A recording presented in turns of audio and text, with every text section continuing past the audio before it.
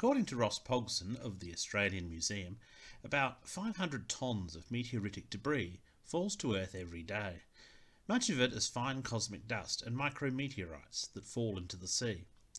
About 500 meteorites of reasonable size would hit the Earth's surface every year, of which 150 would fall on dry land, and less than 10 would actually be found.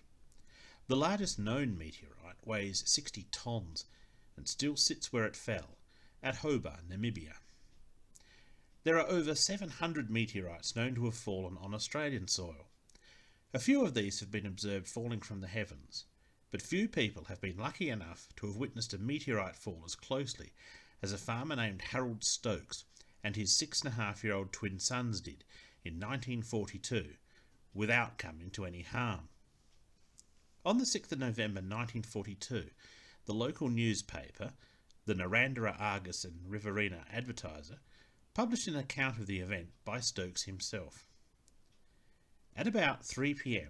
on the 7th of August 1942, Mr. Stokes was busy re-swinging a cyclone gate on his property boundary at Forest Vale, a homestead just off the Kidman Way in central New South Wales, between the towns of Ungari and Lake Cargelligo.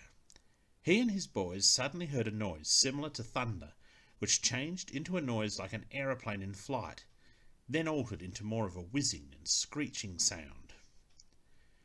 This was followed by a thud as the first piece of a meteorite, which had broken up in the air, hit the earth. The trio watched as dust and dirt were thrown up by the impact. There followed a second, third, and fourth impact at short intervals, all within 80 to 100 yards of the startled group. Stokes told his frightened sons to keep quiet and listen, as he coolly observed and noted where each impact occurred. A fifth part of the meteorite landed out of his sight, behind an unoccupied house. Stokes likened it to a number of bombs landing around them. When the fall was over, the boys asked their father if he was frightened too, and he replied yes. The boys then asked, "Is your bones rattling too?" Stokes finished his work on the gate and dug up 2 pieces of the meteorite, the first of which weighed 22 pounds and had embedded itself a foot into the ground. Later he went back with a man named Burt Ward, and they recovered another 2 pieces. Joined by Mr. K. Horden, they found the 5th piece. The pieces were all cold when dug up. When put together, the 5 pieces formed an almost complete pyramidal-shaped meteorite, 12 inches in height, with the base roughly 9 inches square, and with a total weight of 57 pounds. A 6th object, a small second meteorite weighing 4.5 pounds, was found in the middle of the road about 1,000 feet away from where Stokes had been standing, by Mr. F. W. Barr. It had gouged out a small crater 7 inches deep, and then bounced back out to lay on the road 6 inches away. This meteorite was roughly cube-shaped, with sides measuring 4 inches.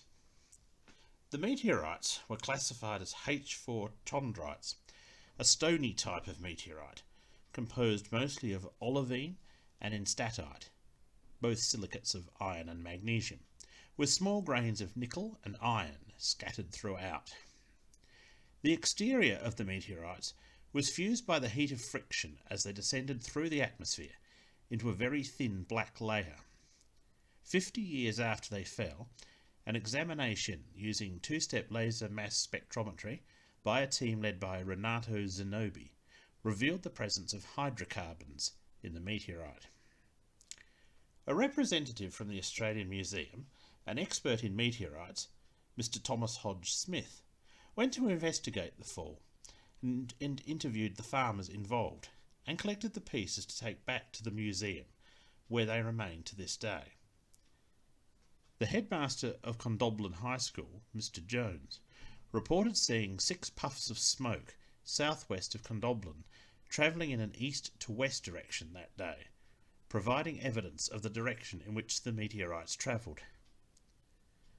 While Harold Stokes and his sons were not hurt by their close proximity to the fall, other meteorites have been more baleful. A meteorite in 1900 was seen to fall at Emmaville, New South Wales. The 4.5-ounce stone was heard to hit a house, and the occupants found the mark it made on the wall and the stone laying nearby. On the 17th of July 1902, a hut at Mount Brown was set on fire by a meteorite. At Lismore, New South Wales, in February 1929, a cow was killed. In April 1927, a 3-year-old girl in Sukatu, Japan, was hit by a small meteorite, which left her with a scratch and a burn. On the 30th of November 1954, a meteorite slammed through the roof of a house in Oak Grove, Alabama, hitting Anne Elizabeth Fowler Hodges, causing a massive bruise on her side where she was struck. Reports of lethal incidents involving meteorites are not many in number compared to other natural disasters, but are nonetheless frightening. In 616 in China, 10 men were reported killed by a single fall. In 1647, 2 men on a ship were killed. A Franciscan was claimed to have been killed in Milan in 1654, but some researchers have doubted the veracity of that incident. In 1825, an Indian man was killed and a woman injured, while in 1827 another Indian man was hit on the arm and hurt. A labourer was killed in Kansas in 1879, and the following year, 1880, a stockman named David Meisenthaler in New Zealand, who was herding his cows into a barn, was struck by an iron meteorite the size of a bucket that sliced through the branches of a tree before striking him near the right shoulder and cutting through his body to the left hip, and burying his torso beneath its mass 2 feet into the earth. On the 22nd of August 1888, a man was killed and another injured by a meteorite that fell in a shower in what is now Iraq. In 1915, a woman in China had her arm severed by a meteorite. In September 1928, in Kant, India, 3 men were surveying a field when an iron meteorite weighing 2 tons crashed into the earth near them, killing 2 of them and seriously injuring the third. A man in Zvezdan, Yugoslavia, riding in a carriage, was hit and killed on the 20th of November 1929. In 1933, a meteorite struck a tenement building in Besançon, France.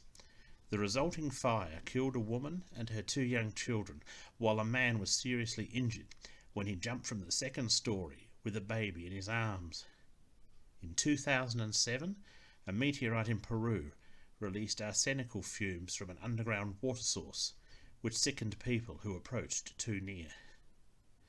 The shockwave of the Chelyabinsk meteorite of 2013 injured 1,200 people in Russia. Keep watching the skies.